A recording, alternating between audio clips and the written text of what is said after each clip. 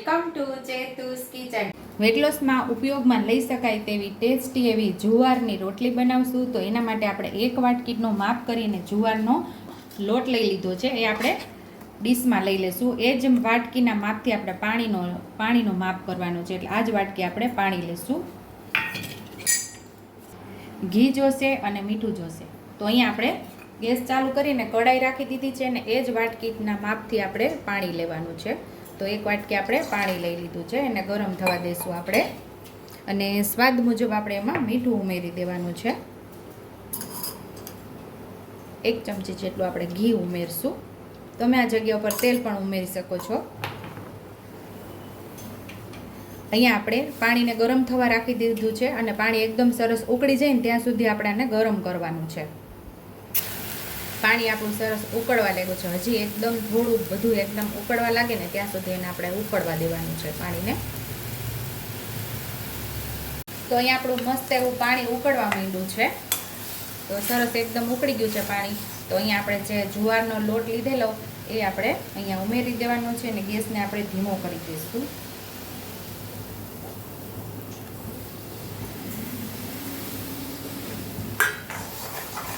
હલાવી લેવાનું છે. એકદમ મિક્સ કરી દેવાનો છે લોટને.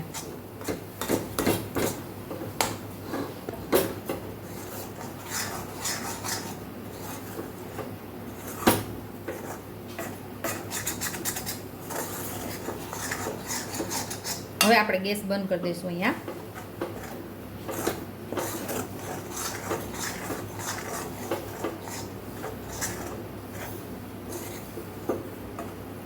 અહીંયા આપણે લોટને સરસ મિક્સ કરી દીધો છે.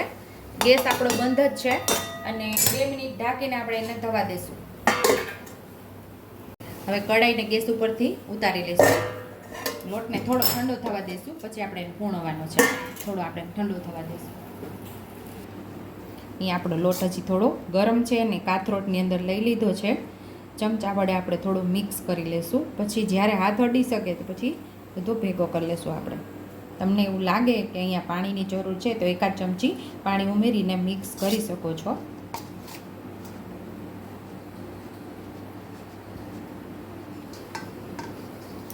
હવે હાથેથી અડી શકાય એટલો ઠંડો થઈ ગયો છે. તો આવી રીતે તમે ભેગો કરી અને મસળી લેવાનો છે.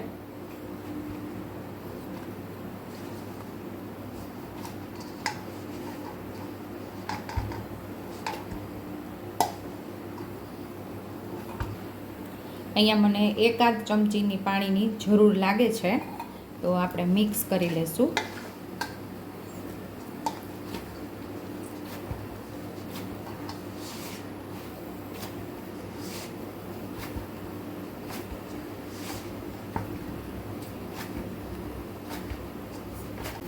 એક જ ચમચી આપણે પાણી ઉમેરીને આવી રીતે સરસ આપણે લોટને કૂણવી લેવાનો છે. એટલે કે મસળી લેવાનો છે.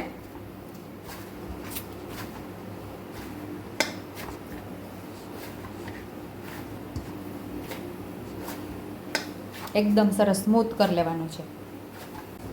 તો અહીંયા આપણે એક લુવું લઈ લીધું છે અને આપણે જુવારનો જ લોટ લીધો છે અટામણ માટે પણ.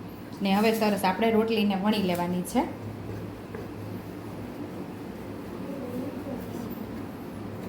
પાછું અટામણવાળું કરી અને જેવી રીતે આપણે ઘઉંના લોટની રોટલી બનાવીએ એ જ રીતે આપણાને વણી લેવાની છે. થોડા સાઈડ ઉપર ક્રેક આવશે એ આપણી પાસે નાનો ડબ્બો હોય તો એની ઉપર ઢાંકણું મૂકી અને આપણે સરસ રાઉન્ડ શેપમાં કરી લેવાની.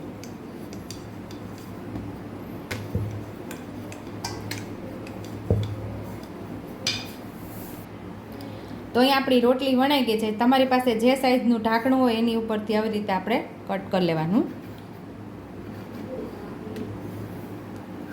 તો આ સાઈઝની નાની નાની આપણી રોટલી તૈયાર થશે.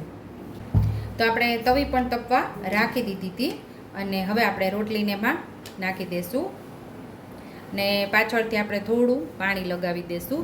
તમે ભીનું કપડું પણ લગાવી શકો છો. તમને આવી રીતે ન ફાવે તો ભીનું કપડું કરી પાણીવાળું અને આવી રીતે ઉપર રોટલીમાં પાછળથી ફેરવી દેવાનું.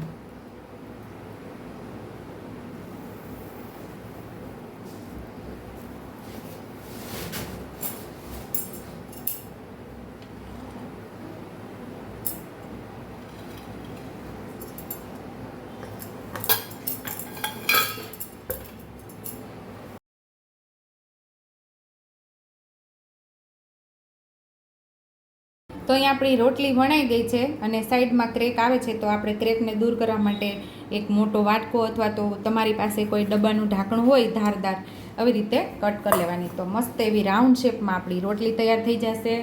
તો અહીંયા આપણી રોટલી તૈયાર થઈ ગઈ છે ને આ રોટલીને ઉમેરી દઈશું ને પાછળથી આપણે પાણી લગાવી દઈશું.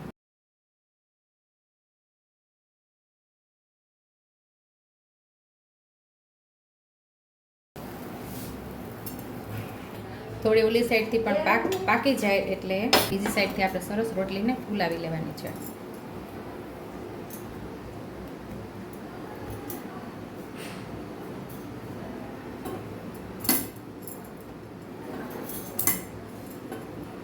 બે સાઈડથી ફેરવી અને રોટલીને સરસ આપણે ફૂલાવી લેવાની છે. તો રોટલી આપણી સરસ ફૂલી ગઈ છે, તો ડીશમાં લઈ લઈશું. ઉપરથી આપણે ઘી લગાવતા જઈશું. આવી જ રીતે આપણે ફૂલકા તૈયાર કરી લઈશું.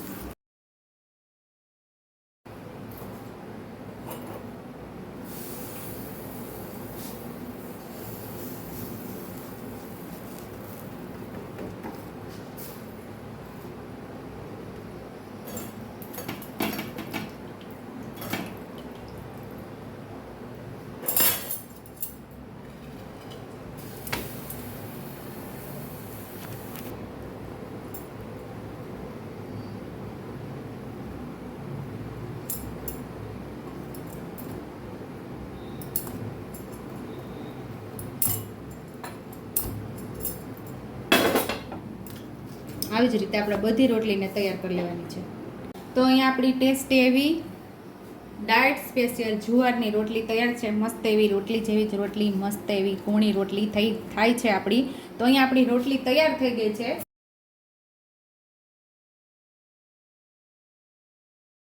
તો જુવારની રોટલી આપણી અહીંયા તૈયાર છે.